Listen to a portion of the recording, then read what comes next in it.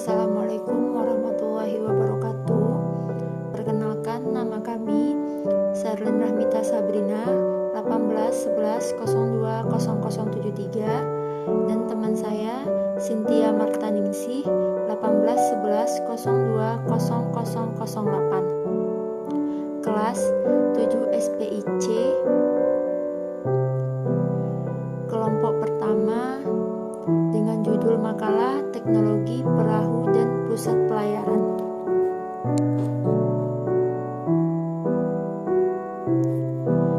Mata kuliah Sejarah Maritim dan Perdagang Asia Tenggara. Pembahasan yaitu dinamika teknologi pembuatan perahu. Sejarah dan perkembangan perahu. Perahu diperkirakan diawali ketika seorang menggunakan batang kayu yang terapung dan hanyut pada keadaan air arus yang tidak terlalu deras. Sementara itu, perahu papan dibuat menggunakan bilah-bilah papan dan rangka kayu, serta bentuknya yang ramping atau lebar. Penggunaan perahu secara arkeologis tampaknya dimulai ketika masa Neolitik atau masa itu dikenal dengan masa bercocok tanam. Analisa ini dibuktikan dengan adanya gambaran-gambaran di gua-gua hunian di Pulau Muna, Provinsi Sulawesi Tenggara. Di tempat itu juga ditemukan sebuah gambar perahu yang dinaiki oleh beberapa orang yang memakai tutup kepala aneh, dan perahu lainnya digambarkan dengan menggunakan layar atau atap dengan bagian haluan dan butiran yang mencuat ke atas. Kapal dan perahu Nusantara abad 16-18 Masehi. Kapal Jong. Saat seorang Eropa pertama kali sampai di perairan Nusantara pada kurun abad 16, mereka menemukan sesuatu yang membuat mereka takjub, yaitu kapal Jong. Kapal tersebut memiliki ukuran yang jauh lebih besar dan kapal-kapal para penjajah Eropa pada saat itu, dan memiliki keunikan konstruksi yang tidak pernah orang-orang Eropa temukan sebelumnya. Yang kedua, kapal Padewakang. Kapal Padewakang sejak paling lambat abad 18 merupakan tipe utama dari sekian banyak jenis kapal dagang jarak jauh Sulawesi Selatan. Sebuah lambung yang menurut standar Eropa berukuran sedang yang dilengkapi dengan 1-2 gelada. Yang ketiga, perahu mayang. Mayang adalah perahu nelayan yang mengangkut barang berukuran kecil yang banyak digunakan di wilayah pantai utara Jawa. Yang keempat, perahu kora-kora. Dari sebuah jenis kapal dan perahu yang dikenal sejarah Nusantara, kora-kora dibilang sebagai perahu yang paling banyak dikenal oleh orang-orang. Hal ini tidak mengherankan karena kora-kora diadopsi oleh VOC dalam pelayaran Hongi mereka di wilayah Maluku, dan sebelumnya kora-kora juga sering digunakan untuk berperang bagi kerajaan-kerajaan lokal melawan penguasa Eropa ataupun dengan sesama kerajaan lokal lainnya. Yang kelima, perahu lesung. Perahu lesung terutama memiliki cadi adalah ikon dari kekayaan maritim pada pelaut Austronesia, karena dengan perahu jenis ini mereka diperkirakan dapat melakukan migrasi dari wilayah asal mereka, dari Formosa hingga menuju Asia Tenggara dan kepulauan di Pasifik.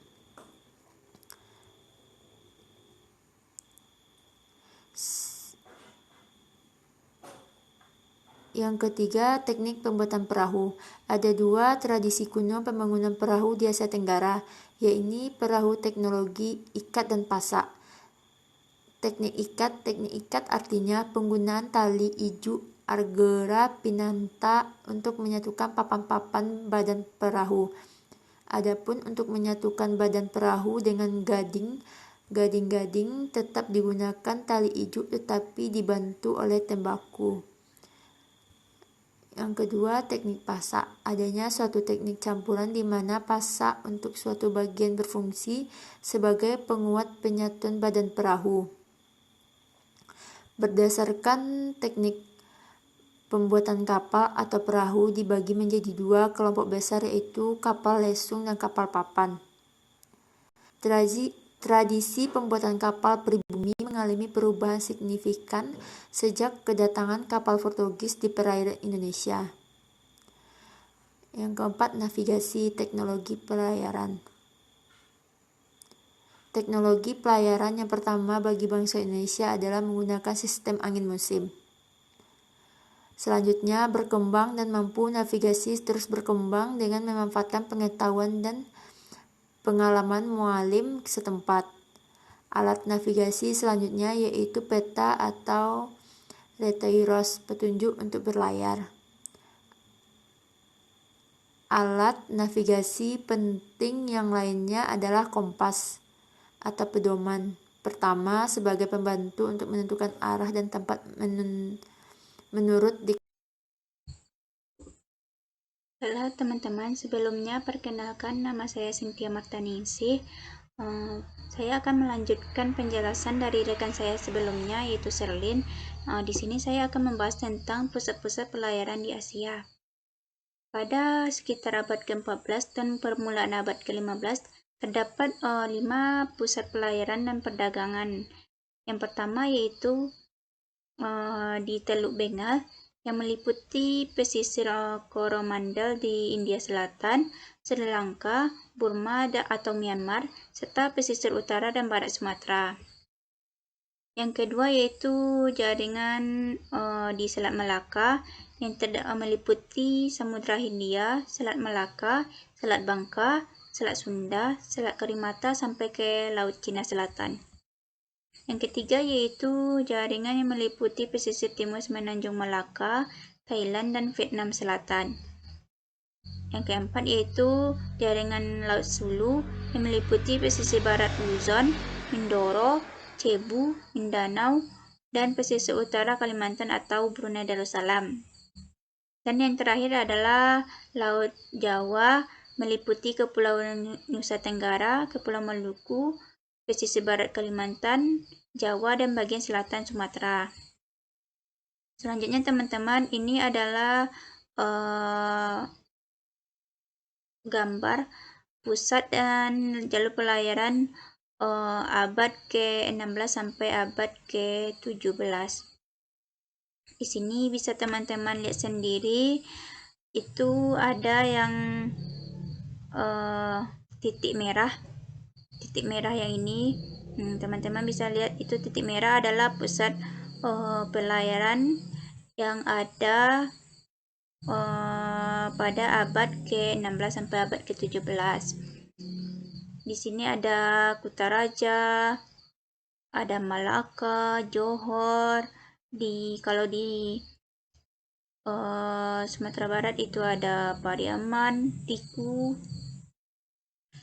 Selanjutnya yaitu garis yang warna kuning. Garis yang warna kuning ini itu adalah jalur pelayaran umum untuk para pedagang yang datang ke Indonesia dan juga ke Malaka ataupun Johor. Selanjutnya yaitu jalur pelayaran yang